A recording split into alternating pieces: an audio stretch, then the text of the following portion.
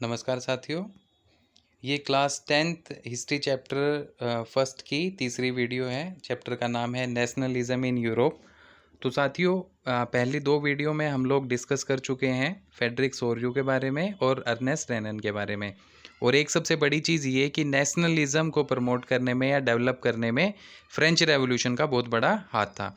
तो उसमें एक चीज़ हमारे सामने बार बार ये आ रही थी कि भाई नेशन स्टेट के लिए कुछ चीज़ें होना ज़रूरी हैं, बिना उनके नेशन स्टेट एग्जिस्ट नहीं कर सकता है। और उसमें एक जो सबसे बड़ा फैक्टर था वो ये था the sense of collective identity, यानी सामूहिक अपनेपन का भाव या सामूहिक पहचान। यानी लोगों के बीच में जो किसी भी इलाके में रह रहे हैं जिसे नेशन स्टेट कहा जा रहा है, तो उस इलाके में रहने वाले लोगों के बीच में कुछ ना कुछ कॉमन आइडेंटिटी होनी ज़रूरी है। उनके कॉमन रिचुअल्स हों, उनका कॉमन रिलीजन हो, उनका कॉमन लैंग्वेज हो। तो इस तरीके से कॉमन आइडेंटिटी के ऊपर जोर दिया गया था।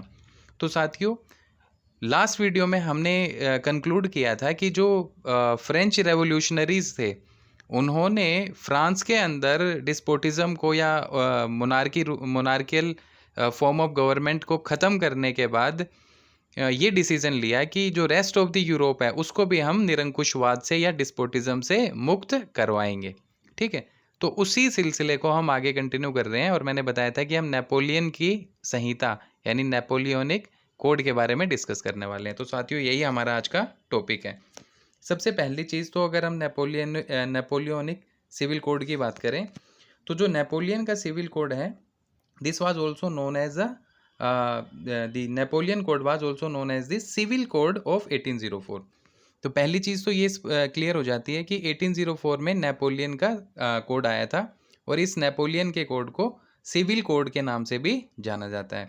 अब देखते हैं, मतलब देखा जाए तो एक तरीके से ये जो कोड है इसमें कई सारे रूल्स एंड रेगुलेशन थे जिनको नेपोलियन ने फ्रांस में इम्प्लीमेंट किया।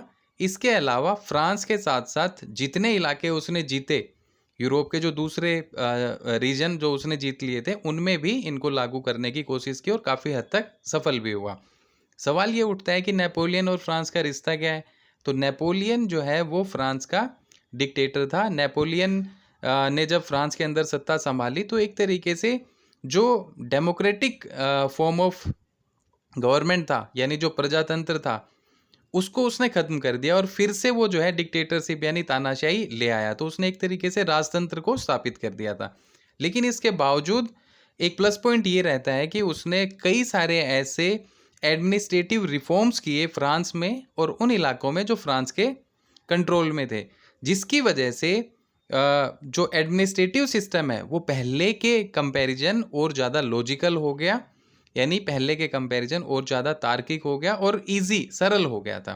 तो उन्हीं मेजर्स को, उन्हीं स्टैंडर्ड्स को, वही रूल्स एंड रेगुलेशंस को हम पढ़ने वाले हैं। और ये एक इम्पोर्टेंट क्वेश्चन भी बनता है एग्जाम में, जिसके बारे में अक्सर पूछा जाता है।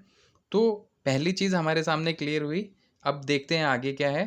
सो दिस वाज दी, अब ये नेपोलियनिक कोड को या सिविल कोड को एक्सप्लेन किया है कि क्या है। So this was the revolutionary principles incorporated by Napoleon in the administrative field in order to make the whole system more rational and efficient। तो ये सिविल कोड क्या है? तो सिविल कोड है जो है वो नेपोलियन के द्वारा कुछ ऐसे प्रशासनिक कदम उठाए गए थे जिनकी वजह से जो पूरा का पूरा सिस्टम है, पूरी की पूरी व्यवस्था है, वो पहले के मुकाबले और ज़्यादा तार्किक हो गई और ज़्यादा न्याय संगत हो गई और साथ साथ ईजी हो गई, सरल हो गई। उसने क्या किया? So he took away all the privileges based on the birth. 9th class के फर्स्ट चैप्टर में ये चीज़ हम पढ़ के आते हैं कि जो फ्रेंच सोसाइटी है वो 3 स्टेट्स में बटी हुई थी, जिसमें जो पहली स्टेट है क्लर्जी और जो दूसरी स्टेट है नोबिलिटी, इनको फ्रेंच रेवोल्यूशन से पहले बाय बर्थ कुछ प्रिविलेजेस मिले हुए थे। प्रिविलेजेस का मतलब है साथियों विशेषाधिकार। तो पहली और दूसरी स्टेट के लोगों को जन्म से कुछ विशेषाधिकार मिले हुए थे, जबकि तीसरी स्टेट के पास में कोई भी प्रिविलेज बाय बर्थ नहीं था। तो नेपोलियन ने आने के बाद में क्या किया? नेपोलियन जब सत्ता में आया तो उसने सबसे पहला काम यही किया कि उसने प्रिविलेज राइट्स को ख़त्म कर दिया। So he took away all the privileges based on the birth. जन्म के आधार पे जो भी विशेषाधिकार मिले हुए थे उन सारे के सारे विशेषाधिकारों को खत्म करने का काम कौन करता है? तो वो नेपोलियन करता है। He establish the equality before the law. उसने कानून के नज़र में या कानून के समक्ष बराबरी का सिद्धांत भी लागू किया था कि भाई कानून जो है वो सभी के लिए बराबर है, चाहे अमीर हो या गरीब, सभी के लिए कानून जो है वो बराबर है। इसलिए ये कहा गया कि उसने क्या इस्टेब्लिश किया? इक्वेलिटी बिफोर लॉ, कानून की समानता उसने लागू की। ये एक अच्छा स्टेप था। He secured the right to property. हाँ, संपत्ति के अधिकार को उसने और ज़्यादा सुरक्षित बना दिया था। हम पढ़ते हुए आ रहे थे कि जो प्राइवेट प्रॉपर्टी है, हमने पढ़ा था 9th क्लास के रशियन रेवोल्यूशन वाले चैप्टर में कि जो लिबरल्स होते हैं वो प्राइवेट प्रॉपर्टी के खिलाफ होते हैं, या यूँ कहें कि जो जो सोशलिस्ट थे वो प्राइवेट प्रॉपर्टी के खिलाफ होते हैं कि भाई निजी संपत्ति किसी के पास नहीं होनी चाहिए, क्योंकि जो प्रॉपर्टी है वो सभी लोगों में समान रूप से बटी हुई होनी चाहिए। नेपोलियन ने यहाँ पे क्या किया? He secured the right to property. उसने संपत्ति के अधिकार को सुरक्षित कर दिया, यानी संपत्ति का अधिक, जिसके पास जो संपत्ति है वो उसकी रहेगी। तो इस चीज़ को उसने लागू कर दिया था। इसके अलावा in Dutch Republic, Switzerland, Italy and Germany he simplified administrative divisions, abolish the feudal system and freed peasants from the serfdom and manorial dues. तो यहाँ क्या हो रहा है कि फ्रांस के अलावा जो फ्रांस के कंट्रोल वाले टेरिटरीज थी, जैसे डच रिपब्लिक, डच गणतंत्र, स्विट्जरलैंड, इटली और जर्मनी, यहाँ के प्रशासनिक व्यवस्था को भी उसने सरल बना दिया, ठीक है, इजी कर दिया। और क्या क्या किया यहाँ पे? तो उसने फ्यूडल सिस्टम को खत्म कर दिया। He abolish the feudal system, यानी सामंतीय व्यवस्था को नेपोलियन ने खत्म कर दिया। And freed peasants from serfdom and manorial dues.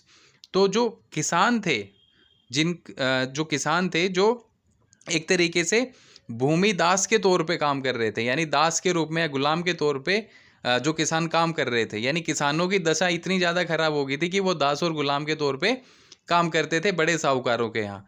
तो उनको दासता से मुक्त करवाया और उनके ऊपर जितने भी उनके मालिकों के कर्ज थे, मैनोरियल ड्यूज थे, उन सारे के सारे कर्जों को भी उसने माफ़ करने का काम किया।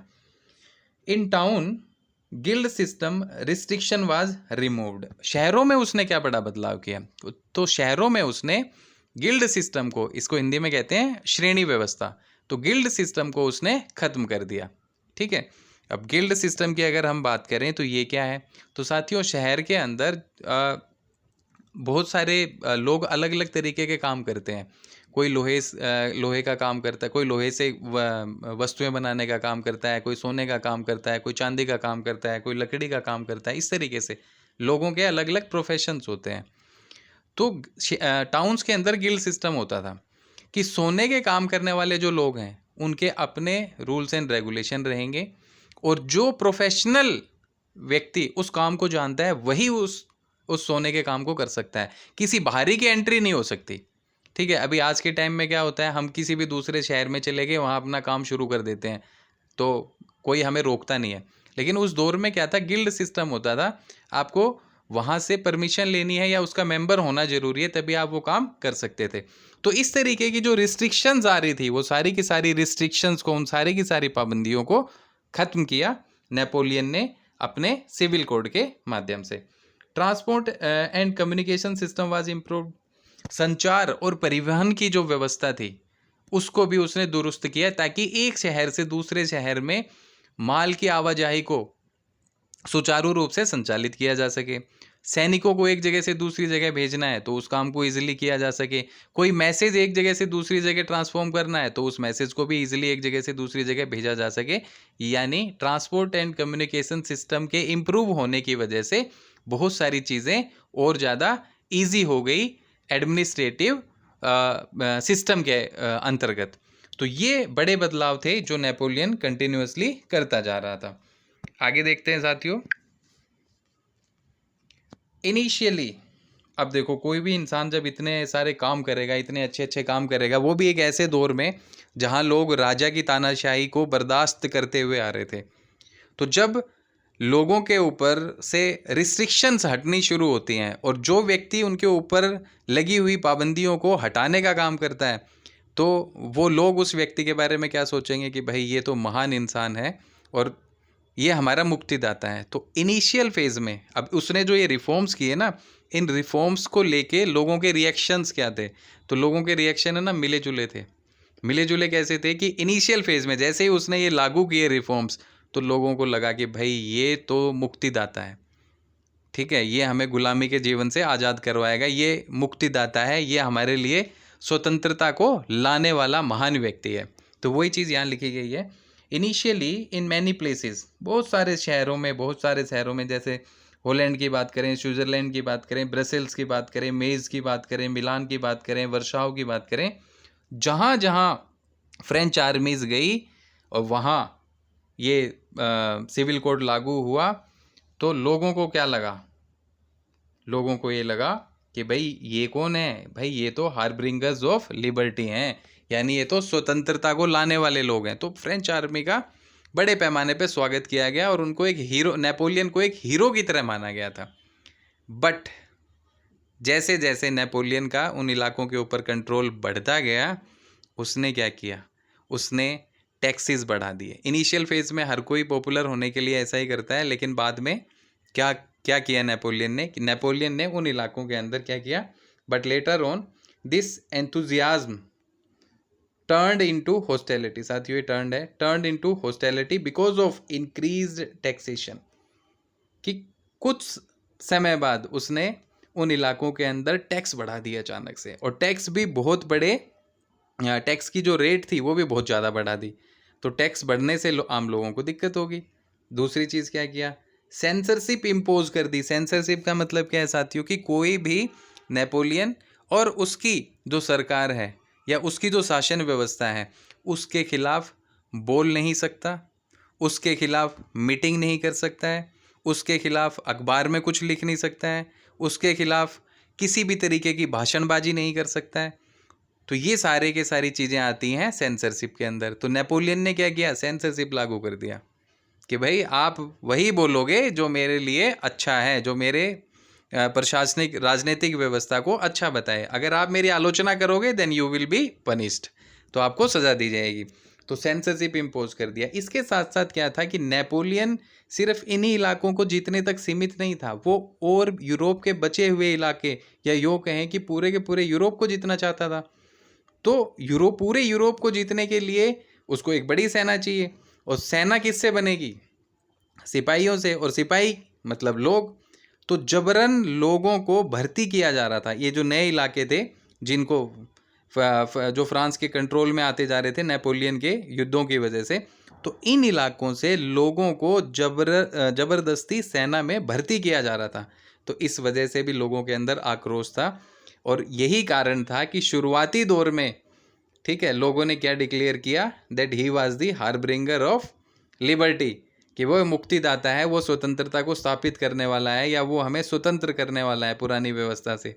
लेकिन धीरे धीरे करके लोगों का ये विचार, ये उत्साह ठंडा पड़ जाता है, और उनको असलियत समझ में आ जाती है कि ये भी एक तानाशाही का यानी डिक्टेटरशिप का ही दौर है, क्योंकि अचानक से टैक्स बढ़ा दिए गए, सेंसरशिप लगा दी गई, और लोगों को जबरन सेना में भर्ती किया जा रहा है।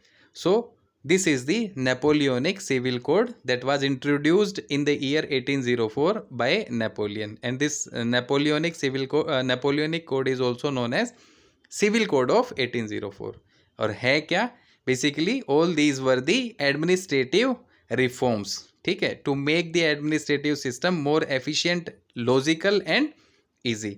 तो ये सारे के सारे काम नेपोलियन करता हुआ आता है। तो साथियों, ये एक इम्पोर्टेंट क्वेश्चन है, इसे तैयार कर लीजिएगा। नेक्स्ट वीडियो में हम ये देखेंगे कि इतनी सारी चीज़ों के बावजूद यूरोप के अंदर राष्ट्रवाद आ कैसे जाता है, यानी नेशनलिज्म को प्रमोट करने वाले फैक्टर्स कौन कौन से हैं। और नेक्स्ट वीडियो की शुरुआत हम एक मैप से करने वाले हैं। उस मैप को देख के हम लोग डिसाइड करेंगे कि मैप में जैसा दिखाया जा रहा है क्या उसके अकॉर्डिंग यूरोप के अंदर राष्ट्रवाद या नेशन स्टेट क्या क्रिएशन हो सकता था। तो साथियों, इसी के साथ मैं इस वीडियो को ख़त्म करता हूँ। जल्दी ही नेक्स्ट वीडियो के साथ आप लोगों के सामने उपस्थित होऊंगा। Thank you.